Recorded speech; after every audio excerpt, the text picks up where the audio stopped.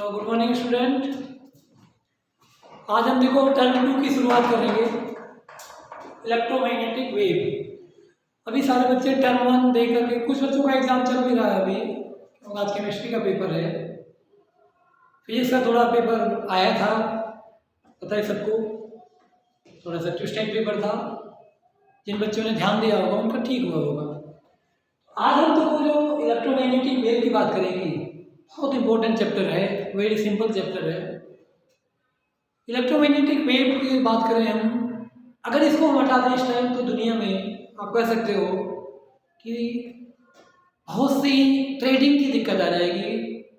Electromagnetic wave पहला इसका जो फंक्शन है, मतलब यूज करते हैं मोबाइल, जो आपके मोबाइल है यहाँ पे इलेक्ट्रोमैग्नेटिक वेव होती है, और बहुत सी जगह हम यूज करते हैं। देखो स्टार्टिंग की बात करें तो इसमें जेम्स क्लर्क मैक्सवेल काफ़ी ज़्यादा योगदान है। जेम्स क्लर्क मैक्सवेल का, मैक्सवेल ने हमें इलेक्ट्रोमैग्नेटिक वेव के बारे में बताया।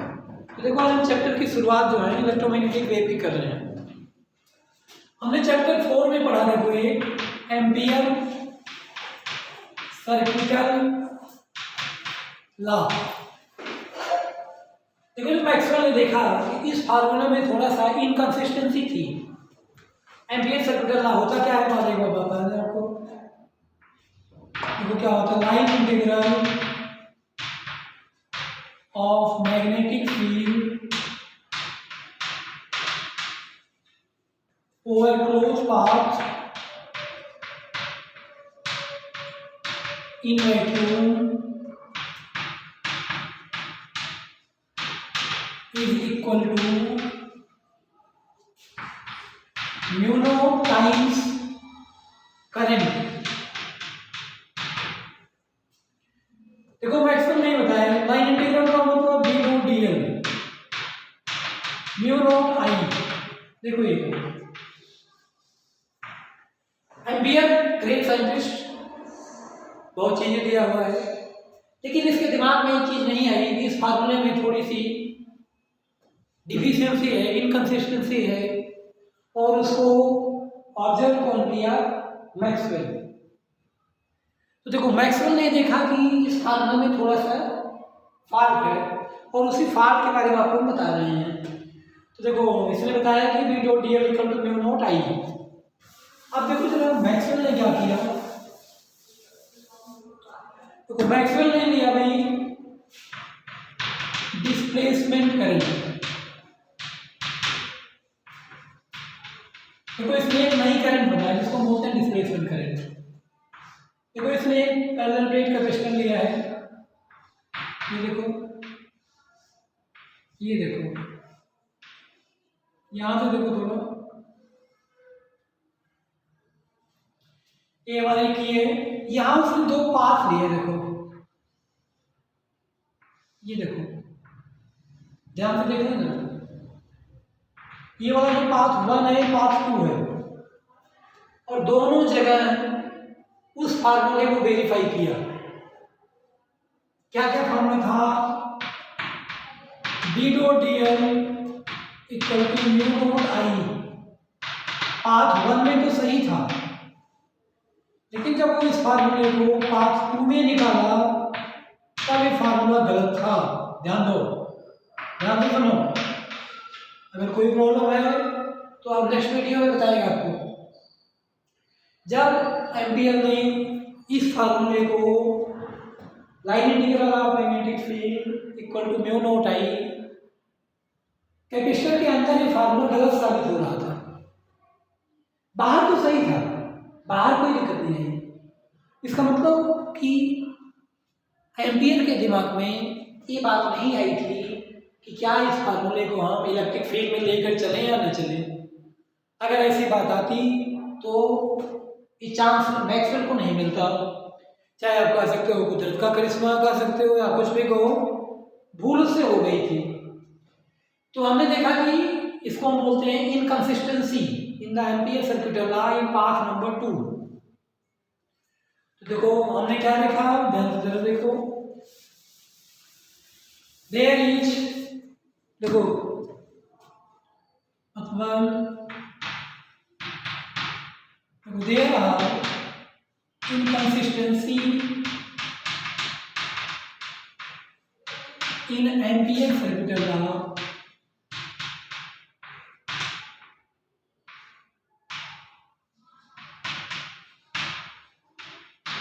in path 2. There are inconsistency in Ampere circuit law in path number 2. अब उसमें क्या होता है, this inconsistency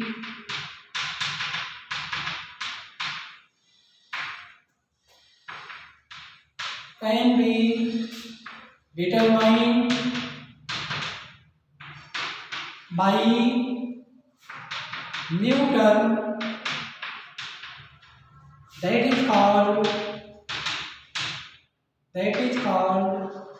displacement current. Displacement current. ध्यान दो, ये जो इनकंसिस्टेंसी थी, कंसिस्टेंसी किसमें थी, पाथ नंबर 2 में थी।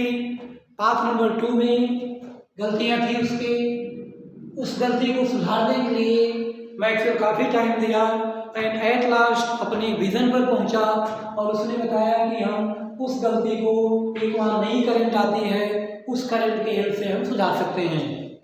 तो आप हमारा देखो टॉपिक बदल गया। अभी तक हमने आपको बताया कि क्या गलतियां थी, कहाँ गलतियां थी, पाथ नंबर 2 में गलती थी, उसको सुधारने के लिए देखो हमारे पास नया करंट आ गया। Name of new current is the displacement current. अब देखो डिस्प्लेसमेंट करंट है क्या, it is current due to changing electric field and electric flux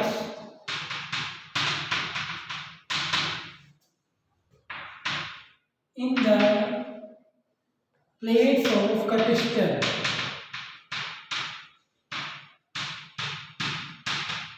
देखो, it is current due to changing the electric field and electric flux. Field और flux को change करते हैं, उसकी वजह से जो करंट है उसको हम बोलते हैं, क्या बोलेंगे, डिस्प्लेसमेंट करंट। अब देखो सबने पढ़ा होगा कि फ्लक्स, इलेक्ट्रिक फ्लक्स क्या होता है, जरा देखो फ्लक्स होता है E × A और E क्या होता है, ध्यान रखो, E होता है सिग्मा बाय एप्सिलॉन नॉट और सिग्मा क्या होता है, Q बाई ए। E की value Q by A epsilon naught, the value of E is Q by A epsilon naught. ध्यान से सुनो, it is current due to changing electric field and the electric flux,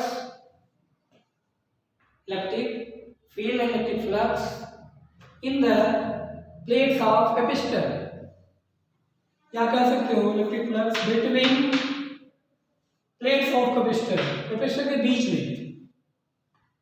फिर हमने देखो flux निकालना नहीं, E निकाल लिया हमने, E की वैल्यू डाल देते हैं। चलो जरा E की वैल्यू पुट करते हैं। देखो जब हम E की वैल्यू पुट करते हैं तो क्या मिलता है हमें, फाई इक्वल टू क्या मिलेगा, Q by A epsilon naught into A से ही काट देते हैं। डिफरेंशिएटिंग बोथ साइड्स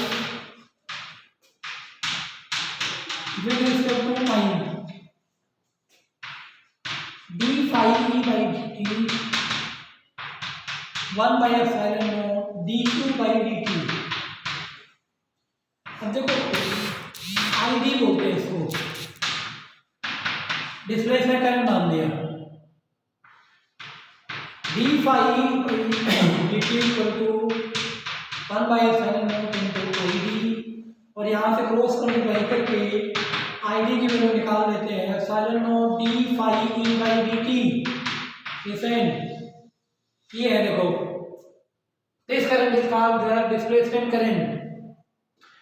ये करंट भूल गया था, कौन भूला था, एम्पियर, और मैक्सवेल ने उसको याद दिलाया। लेकिन मैक्सवेल का जरा बड़प्पन देखो, मैक्सवेल का बड़पन देखो कि मैक्सवेल ने एम्पियर के नेम को नहीं हटाया, पहले एम्पियर का नाम रखा और फिर अपना नाम रखा और एक नई इक्वेशन बना दी। तो ये एम्पियर चाहता तो उसका नाम हटा सकता था, लेकिन पूरा उसको रिस्पेक्ट दिया है। तो वो एम्पियर जो था, जो चीज़ भूल गई थी उसकी गलती को सुधारा, उसका नाम भी रखा, ऐसा नहीं उसने उसके नाम को हटा दिया। और फार्मूला क्या बनाया, एम्पियर मैक्सवेल, पहले उसका नाम रखा modified equation, ampere Maxwell modified equation, क्योंकि यहाँ कोई चेंज नहीं किया था वो, mu naught I plus I D या आई सी प्लस आई डी। इस वाले करंट का भी एक नाम रखा epsilon naught G phi E by D T. ये देखो, this is the Ampere Maxwell modified equation where IC is the conduction current and ID is displacement current देखो, यहाँ तो सारे बच्चों को समझा जाना चाहिए कि अभी हम एम्पियर की गलतियाँ को पढ़ रहे थे, फिर हमने गलतियाँ किसने सुधारा, मैक्सवेल को पढ़ा, मैक्सवेल ने एम्पियर की गलती सुधारी, नया फार्मूला बनाया B dot D L equal to mu naught I C plus I D. अब देखो मैक्सवेल ने एक चीज़ और बताई, मैक्सवेल ने देखो क्या चीज़ बताई, जरा ध्यान दो। देखो बच्चों, सेकंड टर्म की शुरुआत हो चुकी है, पहला टर्म कुछ बच्चों का अच्छा नहीं गया होगा, तो आपको थोड़ी अपनी कमर कसनी पड़ेगी अब नए टर्म के लिए, तो इसलिए थोड़ा और के दूर से पढ़ाई करनी पड़ेगी आपको। अब देखो उसने बताया कंटिन्यूटी ऑफ करंट। देखो करंट कंटिन्यूअस होती है, कैसे बताया जाएगा, देखो अकॉर्डिंग टू मैक्सवेल के according inside the capacitor, inside the capacitor conduction current present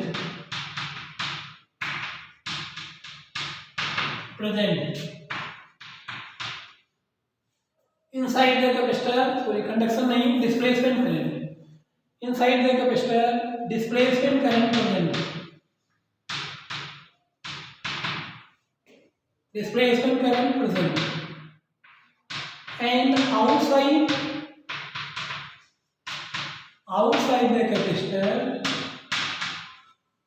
conduction current is present।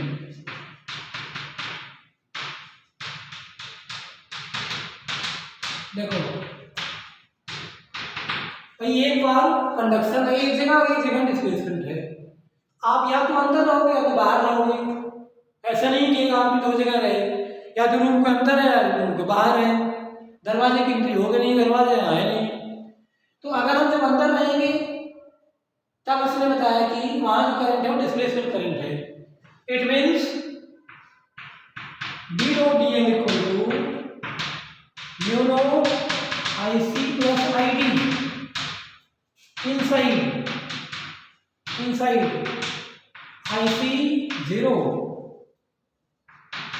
I D does not equal to 0, outside ID will be 0 but IC does not equal to 0।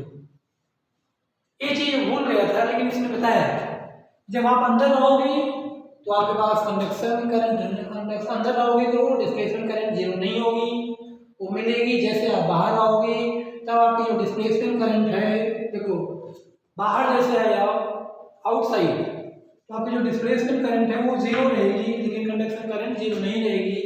Hence current is continuous in the whole circuit, पूरे circuit में जो current है वो continuous रहेगा। अब देखो यहाँ के करने के बाद जरा ध्यान दो, मैक्सवेल ने और क्या बताया। अब जो मैक्सवेल काम किया है that is a very great work. अब मैक्सवेल का एकदम ग्रेट वर्क है जो बहुत लोग नहीं कर पाए। उसने देखो क्या किया, मैक्सवेल्स इक्वेशन। देखो मैक्सवेल ने क्या किया कि इलेक्ट्रिसिटी और मैग्नेटिक को मिला करके ध्यान दो, इलेक्ट्रिक फील्ड और मैग्नेटिक फील्ड को कंबाइन करना चाह रहा था और उसको कंबाइन करने के बाद कंबाइन किया भी, एक नई चीज बनाई और उसी नई चीज का नाम उसने बताया कि that is the electromagnetic wave. पहले उसने क्या लिया देखो, Bohr's law in electric field. आपने पढ़ा E dot ds equal to 1/Epsilon naught into Q, पहला इक्वेशन है इसका। दूसरा देखो Bohr's law in magnetic field.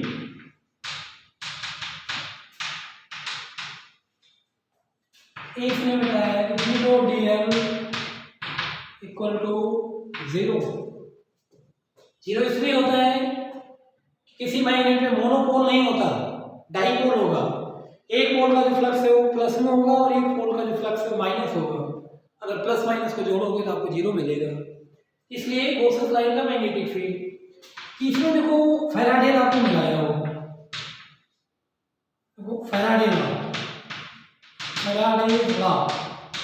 Of electromagnetic induction. क्या नाम मिलाया, फैराडे का क्या है, E equal to minus M D phi by D T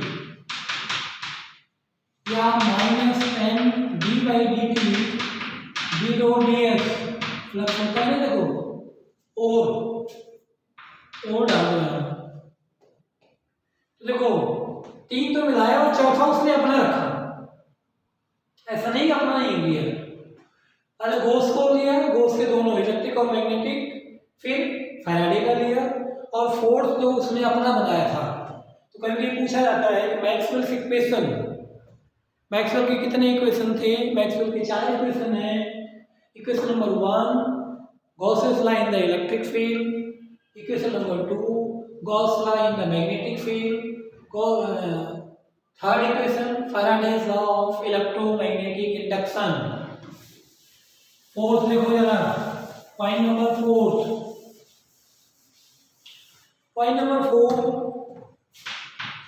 ampere Maxwell modified equation. क्या है देखो जरा, अभी देखा हमने B dot D L equal to mu naught I C plus epsilon naught D phi E by D T. देखो 4 equation है, ध्यान देना। मैक्सवेल के 4 इक्वेशन है और चारों इक्वेशन को जब वो कंबाइन किया तो एक नई चीज बनाई, जिस चीज का नाम उसने रखा इलेक्ट्रोमैग्नेटिक वेव। इनको कंबाइन करने के बाद ध्यान देना उसने एक इलेक्ट्रोमैग्नेटिक वेव बनाई। आप देखो बहुत इंपॉर्टेंट चीज आपको बता रहे हैं, ध्यान दो जरा। Electromagnetic wave mathematical form of electromagnetic wave. देखो बहुत इंपॉर्टेंट फार्मूला आपके सामने चल रहा है। देखो उसने क्या किया था, ध्यान दो, उसने दोनों फील्ड को मिलाया। देखो अगर हम लेते हैं एक्स वाई और जेड, देखो एक इलेक्ट्रिक फील्ड लिया और एक मैग्नेटिक फील्ड लिया। जब देखो दोनों को कंबाइन रखा तब वेव का प्रोडक्शन हुआ है। और देखो वेव ये चल रही है, देखो ये देखो ये आपकी है इलेक्ट्रोमैग्नेटिक वेव। देखो ये हमारी इलेक्ट्रिक फील्ड है, ये देखो मैग्नेटिक फील्ड है, ये देखो मैग्नेटिक फील्ड है। आप देखो इलेक्ट्रिक फील्ड जेड एक्सिस के बारे में एक बार देखना जरा, ये इलेक्ट्रिक फील्ड है, ये देखो डायग्राम में देखना। मैग्नेटिक फील्ड वाई के पैरेलल है, देखो ये देखो वाई, ये देखो। आप देखो फिर वाई के पैरेलल, ये देखो मैग्नेटिक फील्ड है, ये देखो, फिर देखो पहला बॉक्स रिपीट होगा, ये देखो सी, ये देखो, ये देखो। अब मैं आप लोगों को एक ट्रिक बताऊंगा यहाँ, तो ध्यान देगा समझ पाएगा। देखो मैथमेटिकल फार्मूला इंपॉर्टेंट क्वेश्चन आता है। इलेक्ट्रिक फील्ड हमारे जेड एक्सिस में है, एक फार्मूला है आपने 11th क्लास पढ़ा हुआ है, E Z equal to E naught sine. अब देखो वेव हमारे एक्स में है, omega T minus K X. Magnetic field Y में है, B Y equal to B naught sine omega T minus K X. ध्यान सुनना, देखो इलेक्ट्रिक फील्ड जेड में, मैग्नेटिक फील्ड वाई में, जो एक्सिस बचेगा उसमें वेव जाएगी। रिमेनिंग एक्सिस इज एक्स और वेव एक्स एक्सिस। देखो वेव आपके एक्स एक्सिस में चली है। अब यहां से जरा कुछ नाम आपको बताए जाएंगे, एक बार यहाँ तक आप लोग ध्यान सुन लो कि उसने क्या किया, इलेक्ट्रिक फील्ड को एक एक्सिस में रखा, मैग्नेटिक फील्ड को एक एक्सिस में रखा। जब दोनों फील्ड को रखा तब उसने देखा कि वहां एक स्पार्किंग टाइप की हुई थी कुछ, और वही स्पार्किंग बताया कि इलेक्ट्रोमैग्नेटिक वेव होगी जो इन दोनों फील्ड के परपेंडिकुलर चलेंगी। Wave always perpendicular to the combined effect of electric and magnetic field. It means here electric field, magnetic field and wave are mutually perpendicular. Mutually perpendicular का मतलब क्या होता है, देखो आपस में परपेंडिकुलर होंगे। देखो इलेक्ट्रिक फील्ड आ गई भाई, मैग्नेटिक फील्ड आ गई, डायग्राम आ गया। अब फिर हम इनके नेम की बात कर लेते हैं भाई, क्या क्या नेम है देखो जरा।